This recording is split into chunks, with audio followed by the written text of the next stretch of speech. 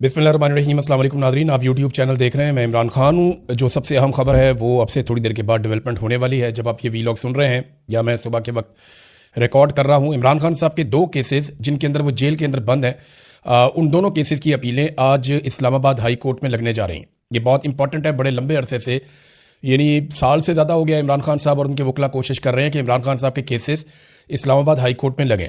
इमरान खान साहब के वकील सलमान सफदर साहब कई मरतबा ये कह चुके हैं कि ये केसेस बिल्कुल ठहरने के काबिल ही नहीं है, और अगर सुप्रीम कोर्ट या हाई कोर्ट में किसी भी जगह पे ये केसेस जाते हैं तो ये उड़ जाएंगे। इमरान खान साहब इन केसेस में रिहाई पा लेंगे। अब ये दोनों केसेस लग गए हैं और एक ही दिन लग गए हैं। और इससे पहले मैं आपको ये बताऊं कि 2 दिन पहले इमरान खान साहब की 9 केसेस में जमानतें मंजूर हुई हैं। 7 या 8 केसेस थे, गालिबन एक बुशरा बीबी का भी था। तो इमरान खान साहब के एक और अदालत से, जो लोअर कोर्ट है, वहाँ पे 9 मुख्तलिफ केसेस के अंदर या 8 मुख्तलिफ केसेस के अंदर जमानतें मंजूर हुई हैं, जिसमें 9 मई का भी था, उसके अंदर केस था आज़ादी मार्च वाला भी, उसके अंदर दीगर कुछ और केसेस थे। तो डिफरेंट टाइम के हवाले से इमरान खान साहब के, और जाली रसीदें बनाने का एक केस था। तो ये सारे केसेस में इमरान खान साहब की और बुशरा बीबी की पहले जमानतें हो चुकी हैं।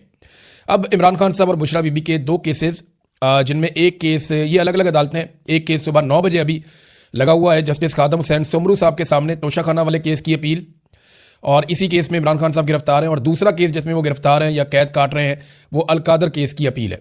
और ये दोनों लगे हुए हैं। इसमें जो है वो जस्टिस सरफराज डोगर और जस्टिस आजम खान, ये डिवीजन बेंच है जो ये केस सुनेगा, और इसका वक्त है 11:30 बजे। तो एक केस लग रहा है 9 बजे और एक केस लग रहा है 11:30 बजे। अगर इन दोनों में इमरान खान साहब की जमानत हो जाती है तो फिर इमरान खान साहब कैदी नहीं रहेंगे, फिर वो आज़ाद हो जाएंगे, वो बाहर आ जाएंगे। और क्या इनकी जमानत हो जाएगी, अभी हम कुछ कह नहीं सकते, क्योंकि ये जजेस कंट्रोल होते हैं कहीं और से। अगर मैं इंसाफ और कानून की बात करूं तो इमरान खान साहब की आज ही जमानतें हो जानी चाहिए। आज नहीं हो जाए तो 1 हफ्ते के अंदर अंदर उनकी जमानतें हो जानी चाहिए, और उन्हें फिर अपने घर चले जाना चाहिए आज़ाद होकर। फिर वो अपना इलाज करवाएं, अपनी पॉलिटिक्स करें।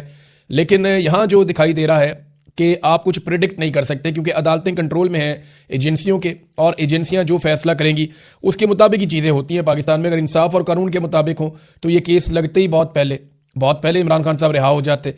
अब उम्मीद तो ये की जा रही है कि किसी दिन पाकिस्तान की एस्टेब्लिशमेंट को होश आए और वो ये गंद मारना बंद कर दे और जजों के ऊपर दबाव डालना बंद कर दे, तो फिर मेरिट के ऊपर इमरान खान साहब की रिहाई हो सकती है।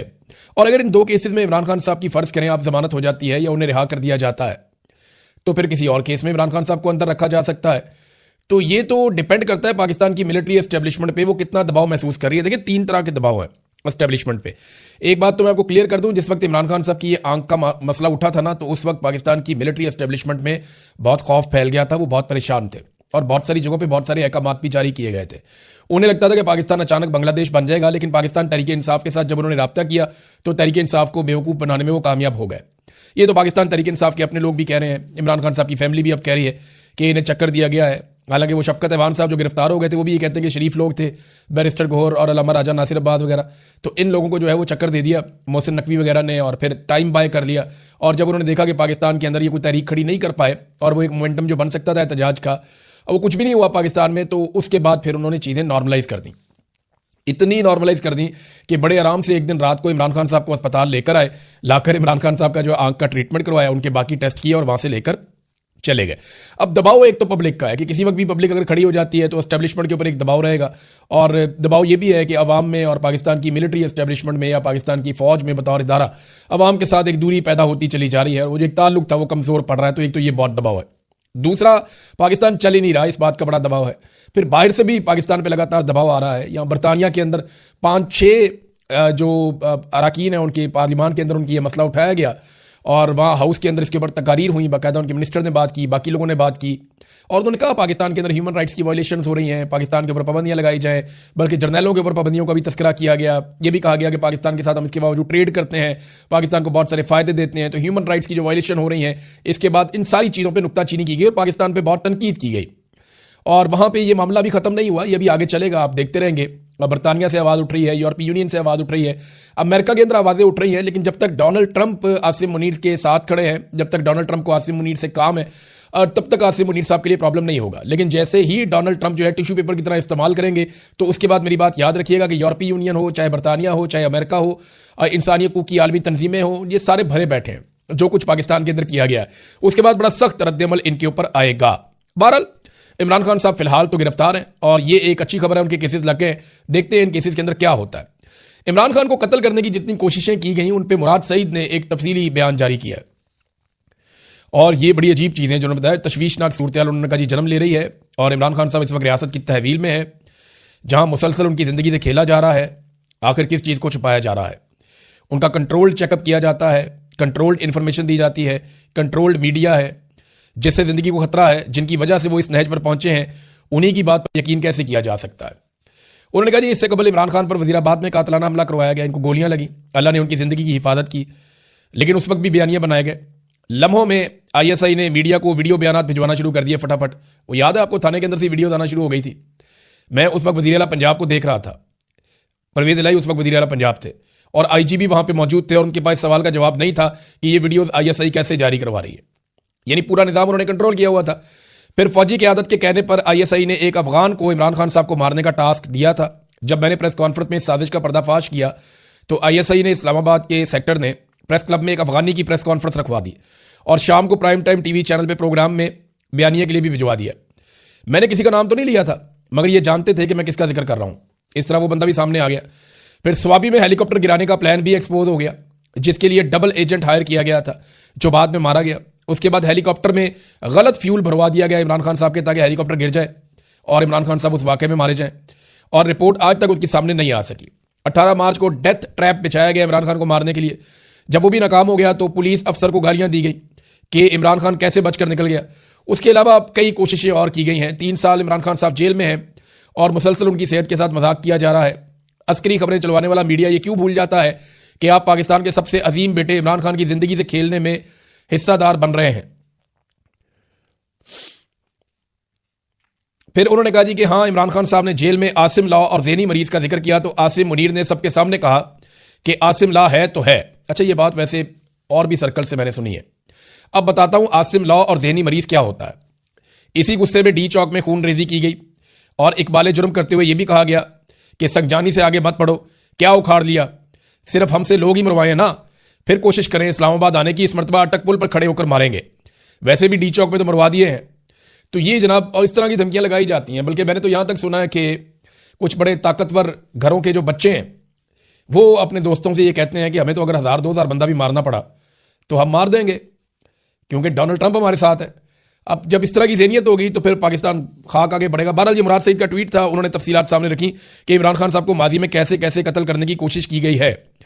अच्छा, इसमें ना अब इमरान खान साहब की फैमिली ने जो स्टेटमेंट दिया, खासतौर पे पाकिस्तान तहरीक इंसाफ के हवाले से, तो सोशल मीडिया पे तहरीक इंसाफ के जो अरकान असम्बली है अब वो बेचारे मुश्किल में पड़ गए।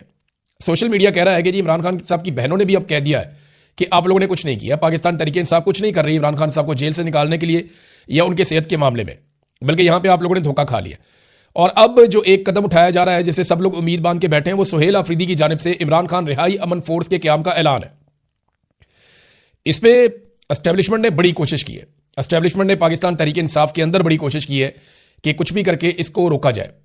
मेरी इंफॉर्मेशन के मुताबिक इस पर कागजी कार्रवाई हो चुकी है और इसके ऊपर अभी वो अपने कोई डिज़ाइन कर रहे हैं, अपने कार्ड, अपना हल्फनामा और बाकी चीज़ें डिज़ाइन कर रहे हैं, जिसके साथ वो नौजवानों को जोड़ेंगे और पाकिस्तानी नौजवानों को वो लाखों की तादाद में, बल्कि मिलियंस के अंदर जोड़ के एक बड़ी तहरीक खड़ी करना चाहते हैं इमरान खान रिहाई अमन फोर्स की, ताकि इमरान खान साहब के मामला को जो सड़कों के ऊपर ही हल होने हैं, बज़ाहिर ऐसे दिखाई देता है, उनको हल किया जा सके।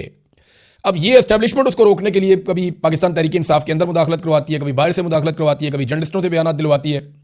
तो ये जो लोग बयान दे रहे हैं, ये बताएं इसके अलावा हल क्या है। यानी इमरान खान साहब को तो कभी भी आसिम मुनीर साहब आज़ाद नहीं होने देंगे। उन्हें यह लगता है कि वो सबसे ज़्यादा खतरे में होंगे जब इमरान खान साहब बाहर आ जाएंगे, क्योंकि पाकिस्तान में इंसानियत की जिस किस्म की पामालियाँ की गई हैं, पूरा का पूरा इलेक्शन चोरी कर दिया गया है, पाकिस्तान के आइन की खिलाफ वर्जी की गई है, आइन से गद्दारी की गई है, हलफ की खिलाफ वर्जी की गई है। ये इतना सारा कुछ जब कोई कर ले तो फिर वो कैसे मुमकिन है कि वो इमरान खान साहब को बाहर आने दे। देखे ना, खौफ का आलम यह है कि उन्हें इस्तिस्ना लेना पड़ गया।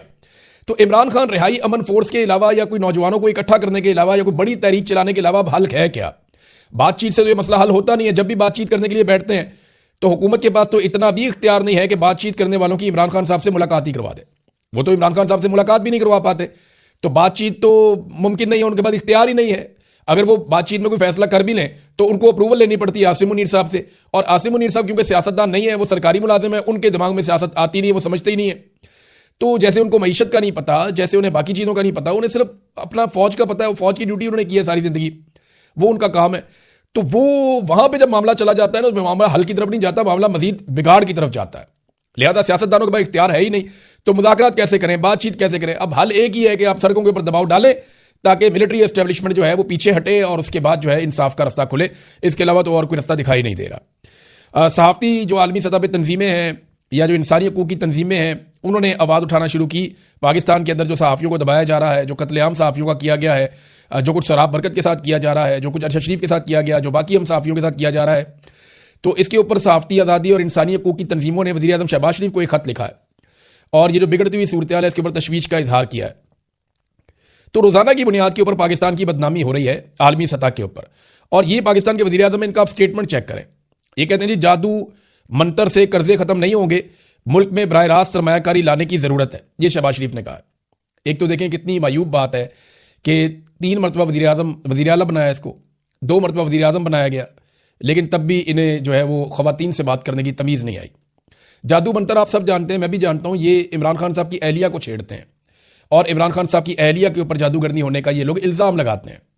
इसके ऊपर कभी कॉलम लिखवाते हैं, कभी किताबें लिखवाते हैं, कभी बयानात दिलवाते हैं, लेकिन आज तक ये कोई सबूत पेश नहीं कर सके। हत्ता कि इन्होंने जो कुछ भी किया उसके बाद वो एक्सपोज हो गया। हसनैन रफ़ीक गया, उसने जाके एक्सपोज कर दिया कि भाई आप सारे सदका करते हैं, बकरा ज़िबा करते हैं, बाद तो प्रॉब्लम में आते हैं, आप कहते हैं सदके का बकरा ज़िबा कर दो, तो इसके अंदर कौन सा जादू और टूना है। बहरहाल इन्होंने कोशिशें बड़ी की। अब वज़ीर आज़म होने के बावजूद वो जेल में कैद एक खातून की तज़हीक करे, तो आप अंदाज़ा करें कि इस शख्स का लेवल क्या होगा। और वो ये कहते हैं कि कर्जे खत्म नहीं। कर्जे कैसे खत्म होंगे? पाकिस्तान की तारीख के सबसे ज़्यादा कर्जे आपने लिए। आपके मुंह से तो लफ्ज़ कर्जा अच्छा लगता ही नहीं शहबाज शरीफ साहब। यानी जितना कर्जा आपने ले लिया उतना कर्जा तो पाकिस्तान ने अपनी पूरी तारीख में लिया था। जितना कर्जा पाकिस्तान बनने से लेकर इनकी हुकूमत आने तक लिया गया 70-75 सालों में, उतना कर्जा गुज़िश्ता 3-3.5 सालों के अंदर शहबाज शरीफ साहब ने कल ही ले लिया। ये इन्होंने पाकिस्तान के अंदर नए से नया रिकॉर्ड खड़ा कर दिया। ये पाकिस्तान के साथ इन्होंने किया और वो कहते हैं जी हम कर्जे खत्म करेंगे सरमायाकारी लाने से। दर्जनों दौरे आपने गैर मुल्की किए हैं, 100 के करीब दौरे आपके रिपोर्ट हो गए ऑलमोस्ट। इतने मुल्कों में आप घूमे हैं, एक एक मुल्क में 3-3, 4-4 दफा आप गए हैं। कौन सी आप बराह रास्त सरमायाकारी पाकिस्तान में लेकर आए? पाकिस्तान में कोई सरमायाकारी नहीं लेकर आएगा। यहां पे रूल ऑफ लॉ नहीं है, आपने अदलिया को कंट्रोल कर लिया। आज़ादी सारे राय नहीं है, आपने मीडिया को कंट्रोल कर लिया। यहां पे अमनो अमान नहीं है, दहशतगर्दी लगातार बढ़ती जा रही है और यह एस्टेब्लिशमेंट की घटिया पॉलिसियों की वजह से हो रहा है। पाकिस्तान के अंदर कोई पाकिस्तान में सियासी इस्तेहकाम नहीं है और यह भी आपकी वजह से हो रहा है कि सबसे मकबूल लीडर को आपने जेल में डाला हुआ है। तो जब तक ये चीजें चलेंगी पाकिस्तान में सरमायाकारी नहीं आएगी। मारक बलोच को देखें ना, वो इतनी बड़ी आवाज़ है पाकिस्तान की, बलोचिस्तान की, पाकिस्तान का सबसे बड़ा रकबे के लिहाज से सूबा है, वसाइल से माला माल है, उसकी इतनी बड़ी आवाज़ है। मारक बलोच हाई कोर्ट 3 महीने तक उनका मुकदमे का फैसला सुनाती है और फैसले को महफूज रखती है। छोटा सा मामला है कि जनाब हमने इनको बंद किया हुआ है, वो एमपीओ के तहत बंद किया था उनको, उसके बाद छोड़ नहीं रहे और मामला जो है वो सारे वो काबिल जमानत हैं वो सारे मामला। तो हाई कोर्ट ने जनाब 3 महीने के बाद महफूज फैसला सुनाया और फैसला ये सुनाया कि दूसरी अदालत में चले जाओ। ये हालात हैं पाकिस्तान के अंदर। तो ऐसी हालत में कौन पाकिस्तान के अंदर सरमायाकारी लेकर आएगा? जब आप बार बार ये कहते हैं कि इंडिया के साथ भी हम जंग करेंगे, हम इधर भी लड़ाई करेंगे, हम अफगानों के साथ भी लड़ेंगे, हम हालत जंग में हैं, हम दुनिया की जंग लड़ रही है, तो दुनिया क्यों पाकिस्तान के अंदर सरमायाकारी लेकर आएगी? आपने तो पाकिस्तान के अंदर एक बिला वजह की जंग शुरू की हुई है जिससे पाकिस्तान काफी हद तक जान छुड़ा चुका था। अब नाज़रीन ये एक और खबर है और ये खबर ये बता रही है कि स्टॉक मार्केट पाकिस्तान की एकदम बहुत नीचे गिरी है और उसकी जो वजूहात सामने आ रही हैं उसमें शहजाद पराचा साहब एक जर्नलिस्ट, उन्होंने भी खबर दी है कि इतला ये मिली है कि गैर मुल्की सरमायाकारों ने भी स्टॉक में अपनी सरमायाकारी निकालनी शुरू कर दी है। मजीद ये कि पाकिस्तान ने टोटल बैरूनी कर्जा 138 अरब डॉलर तक पहुंच गया है। इस कर्जे को कौन उतारेगा? अब गैर मुल्की सरमायाकार जब आपके स्टॉक एक्सचेंज में पैसा निकाल रहे हैं तो इसका मतलब पता क्या है कि आपका क्रेडिट बिल्कुल खत्म हो गया। लोग आप पे और आपके मुल्क पे भरोसा ही नहीं कर रहे, आपकी हुकूमत पे भरोसा ही नहीं कर रहे और लोग पैसा निकाल के पाकिस्तान से बाहर लेकर जा रहे हैं। और आप कर्जा रोल ओवर करने के लिए कभी 1 महीने का कभी 2 महीने का टाइम लेते हैं यूएई से, वो 2 अरब डॉलर के लिए। ये नाजरीन पाकिस्तान की इन्होंने माशी सूरत हाल कर दी है। तो ये कैसे बराह रास्त इन्वेस्टमेंट पाकिस्तान के अंदर लेकर आएंगे, ये बात समझ से बाहर है। नाजरीन पंजाब हुकूमत ने यानी कसम खा ली है कि इन्होंने अवाम को कुछ देना नहीं है और खुद इन्होंने अय्याशी करनी है। पहले इन्होंने जनाब जहाज की बात हुई, ये बड़ा लग्जरी जहाज लेकर आ गए। पूरा इंडिया इतना अमीर है, इंडिया के पास बहुत पैसा है, उनके किसी वज़ीर आला के पास ऐसा जहाज नहीं है। और बहुत सारे अमीर मुल्क हैं, उनके जो हुक्मरान हैं उनके पास भी ऐसे जहाज नहीं है। गल्फ स्ट्रीम का जहाज जो है वो दुनिया के अमीर तरीन अय्याश तरीन लोग इस्तेमाल करते हैं। ये जहाज सरकारी इस्तेमाल के लिए नहीं है, निजी इस्तेमाल के लिए है, अय्याशी करने के लिए जो इन्होंने ले लिया। अब उसके बाद बजाय इसके कि माफ़ी मांगे, इन्होंने अपने ब्यूरोक्रेट्स के लिए, वजीरों के लिए, वीआईपीज के लिए 108 गाड़ियां मजीद और लग्जरी गाड़ियां खरीदने का फैसला कर लिया। इसमें लैंड क्रूजर्स हैं, बुलेट प्रूफ गाड़ियां हैं, बहुत सारी लग्जरी गाड़ियां हैं। तो ये जनाब पंजाब हुकूमत की हिकमत अमली है। पंजाब असम्बली के अंदर जनाब जहाज उड़ाया गया एहतजाजन, लोग जहाज उड़ा रहे थे, इधर जहाज उड़ रहा है, उधर जहाज उड़ रहा है, एहतजाज कर रहे हैं जनाब आप जहाज लेकर आ गए इतना महंगा 11 अरब का। तो मुझे एक वाकया याद आ गया। ये बात है सन 2001 की है गालिबन। मैं कॉलेज में नया नया गया तो एक जहाज उड़ता हुआ जो है ना वो मेरी सामने मेरे डेस्क के ऊपर आके गिर गया। किसी बच्चे ने बनाया था, उसने उड़ाया होगा, वो उड़ता उड़ता इधर आ गया। अच्छा, मैंने उसको पकड़ा और पकड़ के उसको ऐसे ही ना यूं गुस्से में साइड पे फेंका। मैं पढ़ रहा था तो वो जहाज बड़ा शुद्ध था, शुद्ध मतलब ये कि बड़ा जबरदस्त सुपर बना हुआ था, वो फिर उड़ना शुरू हो गया। अब मैंने उसको गुस्से में फेंका था, वो घूमता घूमता घूमता घूमता वो टीचर के सामने चला गया। उन्होंने मुड़ के देखा, उसने कहा किसने उड़ाया ये? तो एक दो लड़कों ने मेरी तरफ इशारा कर दिया, मुझे उन्होंने बाहर निकाल दिया। मैं वहां पे FC कॉलेज की सीढ़ियों पे खड़ा था। एक और टीचर है, वो मुझे बड़ा पसंद करते थे, मैं क्योंकि बॉक्सिंग खेलता था और उन्हें भी बॉक्सिंग का शौक था। वो वहां से गुजरे, उन्होंने मुझे देखा, कहते खान तुम क्यों बाहर खड़े हो? तो मैंने कहा जी तेरा साजिश केस, मेरे मुंह से निकल गया। तो उस दौर में ना नवाज शरीफ का तेरा साजिश केस चल रहा होता था ना, तो उन्होंने मुझे कहा, उन्होंने कहा तेरा साजिश केस में तो बंदा अंदर होता है, तुम बाहर आ गए हो। तो थोड़े अरसे बाद मियाँ साहब भी बाहर चले गए, तेरा साजिश केस वाले मामले में डील करके फिर बाहर चले गए थे, मुझे याद है। तो इसी तरह आज मैंने पंजाब असम्बली के अंदर भी जहाज़ उड़ते हुए देखे। तो एक दो जहाज़ बड़े शुद्ध थे, बड़े सुपर किस्म के जहाज़ थे, वो उड़ रहे थे, मैं ये देख रहा था, मुझे वो वाक़या याद आ गया। तो नाज़रीन और चीज़ें हैं, ख़बरें मेरे पास काफ़ी सारी हैं, स्पेशली इस खित्ते के हवाले से, डोनाल्ड ट्रंप के हवाले से। तो मैं वो आपके साथ अगले वीलॉग में शेयर कर दूंगा। अब तक के लिए इतना ही। अपना ख्याल रखिएगा, अपने इस चैनल का भी। अल्लाह हाफ़िज़।